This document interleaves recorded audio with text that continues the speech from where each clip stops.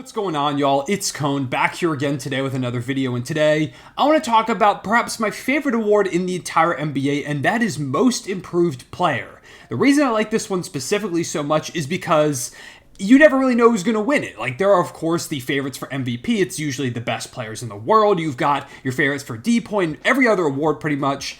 But for Most Improved, you definitely have favorites, but it feels like a lot of times the guys who end up winning the award, or traditionally that end up winning the award, are players that you may not have expected, guys who really burst onto the scene and make a name for themselves. And even if they don't win it, there are also a lot of candidates who do similar stuff, like Kobe White didn't win it last year, but I don't know many people that were picking Kobe White to be one of the big breakout candidates of the NBA season. So that's why I enjoy it so much. And you might be thinking, why now? Are you talking about Most Improved Player because recently I made a video all about award races and stuff, and the season isn't for a couple of months? Well, I'm making it now because yesterday a poll came out from ESPN, and they do this every year where they poll all their ESPN experts, the people who write about basketball or just, I guess, talk about it regardless. They poll people, and they ask them who's going to win every single award. They go through MVP, DPOY, Sixth Man of the Year, Rookie of the Year, Coach of the Year, all the way down to Most Improved Player.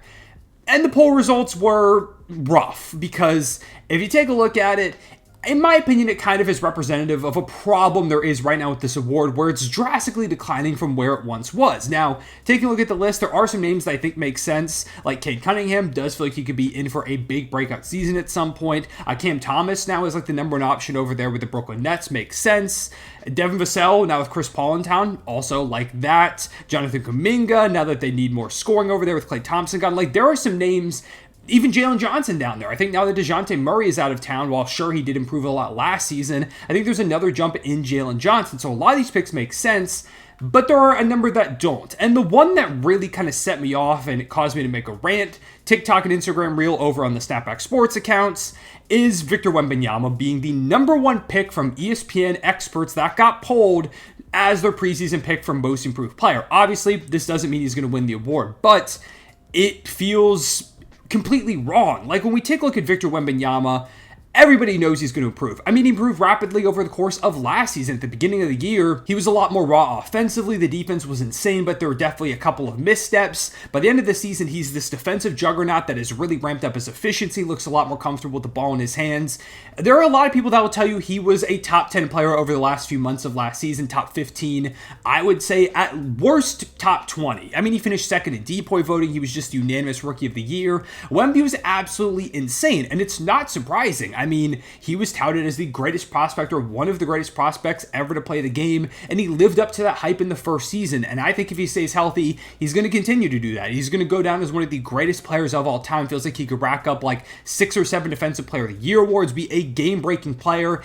And if that's what happens, I can't think of a soul out there that would be anywhere surprised. So for me, the idea of Wemby as a second-year player, by the way, which they never give this award to second-year players, which honestly I don't even like that much, but that is a standard they've set.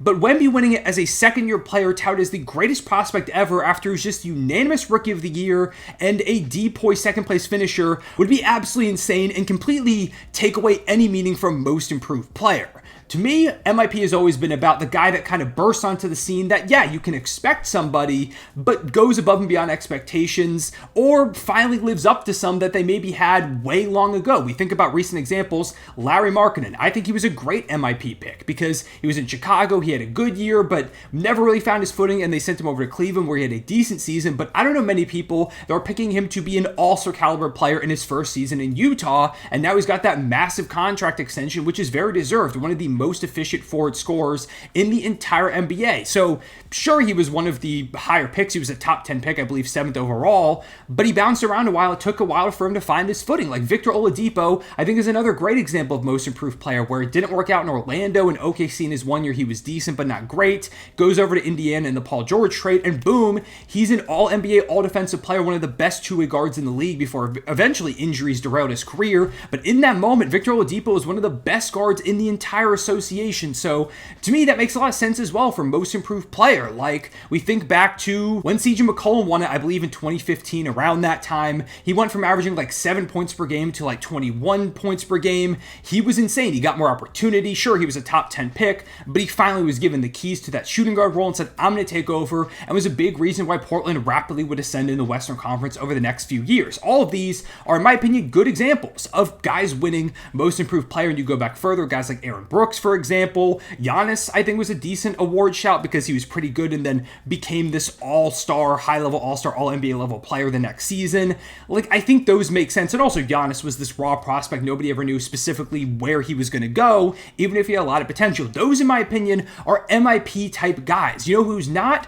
Perhaps the greatest prospect ever, in Victor Wembanyama, a 7'4" freak of nature who just finished unanimously as the Rookie of the Year in a stacked rookie class, by the way, with Chet Holmgren, who's crazy good, and Brandon Miller, amongst others, and second in DPOY voting, amongst a billion great defenders. On a team that was bad defensively, that's how good he was. He had a 5x5. I don't care if Wemby goes out there and averages like 30 and 15 next season. Okay, maybe that might be a little bit crazy, but honestly, even if that happens, I just don't think Wemby should win most improved player. It's the same thing that happened with Ja Morant a couple of years ago. Ja Morant won in 2022, and that's when a lot of people are like, what are we doing with this award? Because he was a second overall pick. The only reason he was second overall is because he was behind Zion Williamson, and that was the Zion draft. But Ja Morant was extremely highly touted. He goes to Memphis. He wins Rookie of the Year his second season. He's that borderline all-star type player, and then I believe it was his third season. Now he's that bona fide all-star, all-NBA level guy. And sure, that's a great jump, but also in that same season, you've got like Desmond Bane, who goes insane as a 30th overall pick, becoming around that 20-point per game score himself. And I think that was his second season, if I remember correctly. And that's part of my gripe with them never giving it to second-year guys, because a guy like Desmond Bane, I think, was more deserving. Ja Morant even said that after he won the award. I'm pretty sure he gave the award, or at least tried to Desmond Bane. That same season was the year that Jordan Poole popped onto the scene and went from a couple years ago being like the worst player in the association statistically to a stud for a Golden State Warriors team that won the finals. Like, Jordan Poole was the guy that got my vote in that season, I believe, in my season like awards video, and I was like, okay, MIP goes to Jordan Poole. I do think I mentioned Ja Morant because he did take a big jump, and Desmond Bane and some other guys, but Jordan Poole was my pick because to me, that's another player who embodies that most improved mentality. And it's not just Wemby on this list that I think is rough. It's like, why is Tyrese Haliburton on here? He was just an all-NBA guard who put up like 27 and 12 for a good portion of the season before, he did deal with an injury. So there is room for him to improve, but I think everybody knows he's one of the best like 3 guards or so in the Eastern Conference. It just doesn't make a lot of sense to me. And I don't think Wemby's going to win the award. At least I hope not. I don't think Tyrese Haliburton's going to win it. I think it will be one of the candidates that makes more sense. But the fact that this is even, like, these are some of the top results in this poll, to me shows that we're losing the recipe for this award. This award is supposed to be the guy that overcomes the odds. The expectations might have dwindled on him, but boom, suddenly there he is on the scene. A guy who's drafted pretty low suddenly becomes a stud. Like, there are so many ways most improved player can go, and that's the reason I, throughout my time growing up and watching the game of basketball, fell in love with the award, because again, you don't know who it's going to be, and it would always go to the guy that it felt like was pretty deserving. There's no reason it should ever go to a guy like Victor Wembanyama. That just makes no sense whatsoever. He might be the last player that should win the award. They didn't give it to LeBron James in his second season when he went out there, and what was his exact stats? I'm pretty sure he averaged like 27 points per game. Was it in his second season? Yeah, he averaged 27.2 going from 20.9. The efficiency skyrocketed. They didn't give LeBron James the 2005 Most Improved Player Award because he was being called one of the greatest prospects of all time, and people were expecting him to end up as one of the greatest ever play the game. Same thing with Wemby. Why is he even in this conversation? It makes no sense whatsoever. This award feels like it's falling apart, and I do think that Ja Morant season was a really bad example. Last year, I know a lot of people are unhappy with the Tyrese Maxey one. I don't hate it as much, but there is definitely an argument that Kobe White kind of got robbed with that award, because Maxey, I think most people would have told you with James Harden seemingly on the way out, he was going to break through and have an all-star level year. I think everybody kind of knew that. Now, Maxey was this like post-20s pick, and he's been exceeding expectations for a while, so I don't hate it as much as if like a guy like Wemby won or when Ja Morant won. But Kobe did go from 9.7 points per game to 19.1. The efficiency was better. The playmaking was better, almost doubled his assists. Like, Kobe probably should have won that award. Maxey, again, I don't hate it as much as the Ja Morant pick, but I think that is another example of where maybe we're kind of forgetting the reason we have this award. Like, star level guys get rewarded with all NBAs and all-star appearances and other stuff. And I'm not saying someone can't make an all-NBA team or an all-star team and win most improved player. Victor Oladipo did that. And again, that's an amazing pick in my opinion for most improved.